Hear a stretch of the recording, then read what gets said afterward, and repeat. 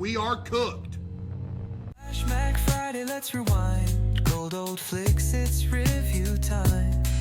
Mac movie reviews bring the heat. Your throwback fix every week, so sweet. All I have for you is a word. Tenet. Tenet. You're not shooting the bullet. You're catching it. Whoa. Tenet, coming to theaters. Trailer today. Tenet. Net 10. Whatever you want to call it. I still remember this being my first movie theater experience in 8 months during the pandemic. It also happened to be my first time seeing a Christopher Nolan movie on the big screen. Between the incredible teaser trailers, a cast led by John David Washington and Robert Pattinson, Hoyt Van Hoytema behind the camera, and Ludwig Göransson composing the score, my hype was through the roof. This looked like the movie that would help save theaters and cement itself as one of Nolan's best works. And in a way, both of those things happened. Tenet grossed over $366 million worldwide and became the first major Hollywood tentpole release during the pandemic, helping pave the way for theaters to slowly reopen after COVID. At the same time, it also became one of Christopher Nolan's most divisive films, with critics and audiences split on whether its ambition outweighed its complexity. So 6 years later, and knocking on the door of the Odyssey, how does Tenet hold up for me on this edition of Flashback Friday? The answer is pretty simple. I still think Tenet is a good film. Despite its flaws, the positives are strong enough to keep it standing on its own. My biggest highlights are the performances, Ludwig Göransson's phenomenal score, and Hoyt Van Hoytema's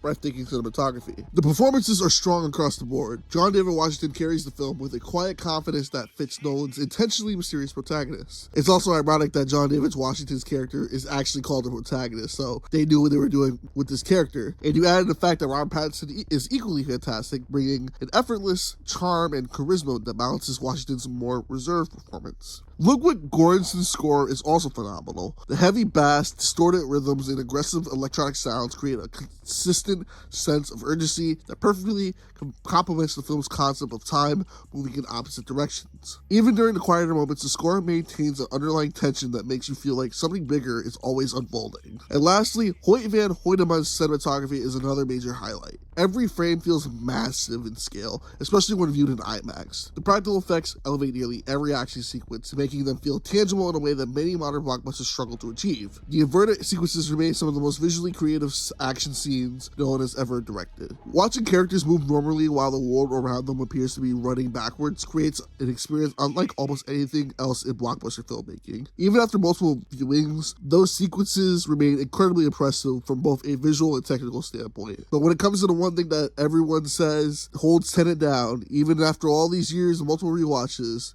it's the story. Nolan throws so many ideas, theories, and time inversion concepts at the audience that it can become overwhelming. Even when you're following along, it sometimes feels like you're one step behind the movie. It's not impossible to understand, but it definitely demands multiple viewings to fully appreciate all of its moving pieces and smaller details. I also think the complexity comes at the expense of the emotional connection. Nolan intentionally keeps the protagonist somewhat distant, almost making him a vessel for the audience, rather than a fully realized character. While that approach fits the film's spy thriller structure, it means the emotional stake never quite reaches the heights of Nolan's other works. Overall, I completely understand why Tenet divides audiences. If you're looking for a straightforward action blockbuster, this probably isn't going to satisfy you. However, it's a film that rewards repeat viewings, and even if it doesn't completely stick the landing, its incredible technical craftsmanship, memorable score, and strong performances make it an experience that absolutely is worth revisiting. And I'm going to give Tenet a final grade of a B+.